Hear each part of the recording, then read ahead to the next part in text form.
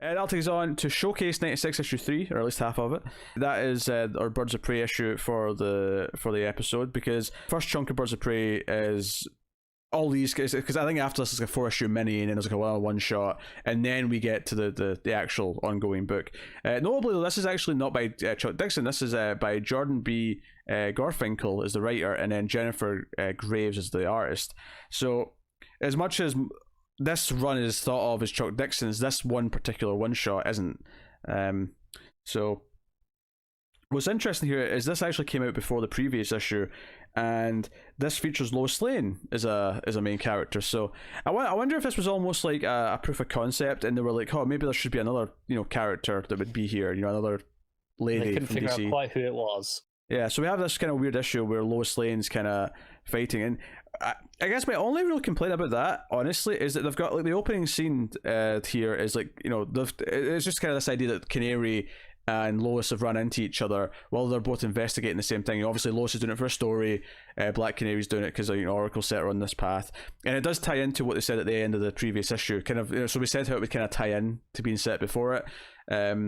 It's like Santa Prisca led them here. Although they're in Metropolis, though, they're at this kind of like workshop, a sweatshop, and my only real complaint is that I feel like obviously Lois is a very strong character. I feel like they go too far here with the really easy option of just making her good at fighting, which feels kind of like she's just like I grew up on a military base. It's cool. I got this. Because I feel like they do a good job typically of Lois being a really strong character who never feels weak without resorting to just have her being good at kicking and punching.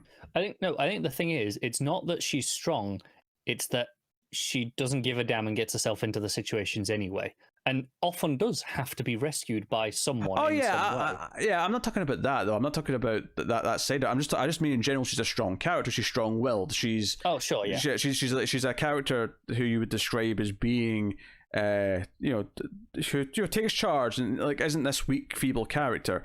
Not at all. But they do that without resorting to, she can kick and punch like the superheroes. I feel like this is a really lazy way of being like, Lois is always strong. She doesn't have to kick and punch. She feels on par here with Canary, which should not be the case. Yes, and in a fighting scenario, Canary should be, doing circles around her. But, it is what it is. So they're fighting all these guards.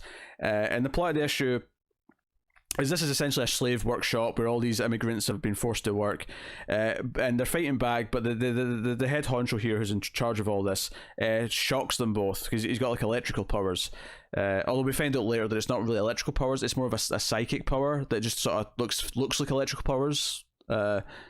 Sure, yeah, why not? Well, because they do that later because they want the whole scene where all the workers, like, they realize once they can, if they actually are strong-willed enough, they can kind of resist it, so they can all fight back. But we spent a lot of the issue with Lois and Dinah in like a cell, and Oracle's talking to them. Lois is even like observant enough to notice that, hey, you're talking to someone with like a secret little comms device.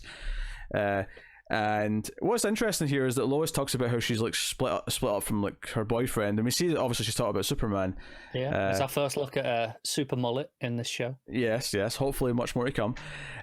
Super Mullet's I'm sure there will be. Super Mullet's great, and I think the main thing of this issue is that they're kind of comparing their sort of like romances a little bit, and she brings up Green Arrow, and the Green Arrow, and I didn't even realize this last issue that Green Arrow's dead right now in continuity.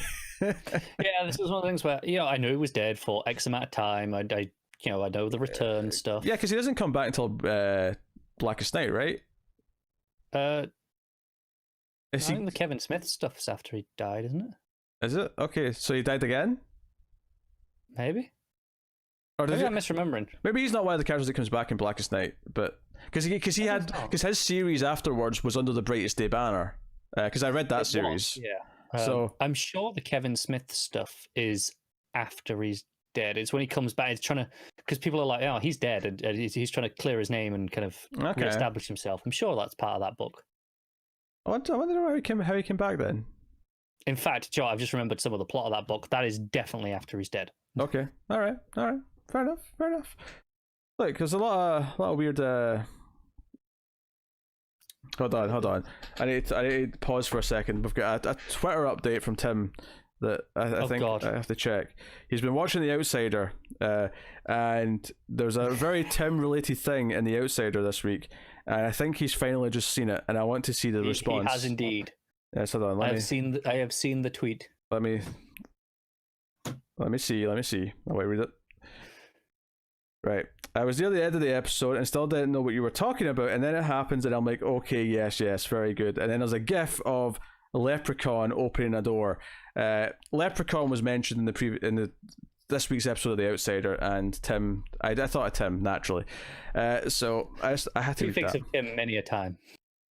He's got a lot of things that are they're Tim things. Do you know what they are like? Because you used to say, oh, Tim's thing for pizza was a pretty Tim thing, and now that seems so normal. Yes, pizza, goats, Leprechaun, Hellboy, Castlevania. Those are the Tim things.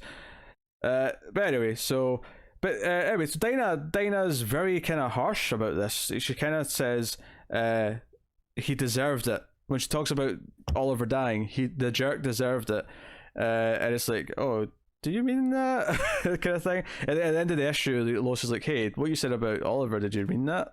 And she's like, it's clear that she's in a bad place, and her feelings about Oliver dying are kind of mixed, and she doesn't know how to process it. So I feel like it's setting up some character stuff for what maybe she'll go through in the run at some point.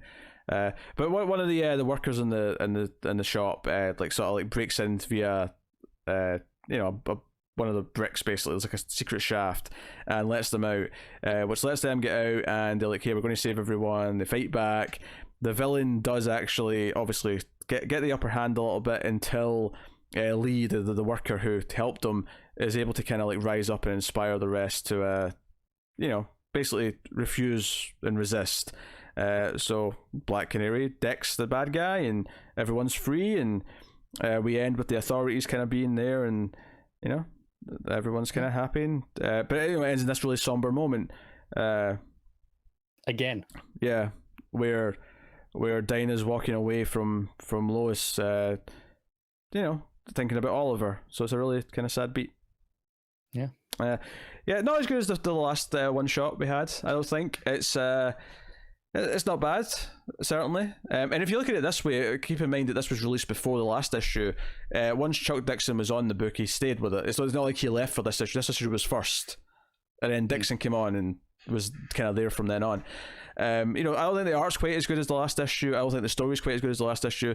That said, though, I don't necessarily dislike it. I think some of the stuff with Lois and Dinah kind of sharing is kind of fun, and that's basically it. But it's definitely a lot more kind of fluffy, perhaps, than the previous issue was, I think. Yeah, it's kind of working out the kinks of what the book's going to be. I think in the long run, like I say, even if this is a different writer, the idea was clearly being floated around the DC offices. Mm-hmm. And this is kind of poking at, okay, well, we need someone else. We need someone else in the field with Dinah. And ultimately, this is, Lois isn't the answer. But it's getting there. Yeah, we don't get to Huntress for a long time. Yeah. This is a permanent member anyway. So, no, I enjoyed it well enough. I think it was not quite as tight as that previous one shot. It was a lot shorter, admittedly, so it was a quicker read, but it was just, it felt a little bit, like I say, just some, a little bit more, I don't know, generic 90s comic, I suppose, is how to put it. Yeah, it's not bad, but it's not particularly great either. Yeah, what are you giving it? I'm going to give this a 6 as well, I think. Yeah, I think a 6 is fair for this one. It's fine, but it's not, particularly notable. Just before we move on, I did actually do a quick check on Green Arrow. Okay. With the death. So he died at around issue 100-ish, not too long after the Grell run finishes. Yeah, I was actually thinking it was the end of the Grell run, so it's actually just after that. Okay. It seems to be just after that, from a quick scan at Wikipedia. Right. And then he is back for the 2000-ish series with Kevin Smith. He's revived, and then it does look like he dies again because he is transformed into a Black Lantern. Okay, I was right. He was dead again. He was dead, yeah. So you weren't wrong. We were both kind of right in various points. We just didn't quite have the full picture. Excellent.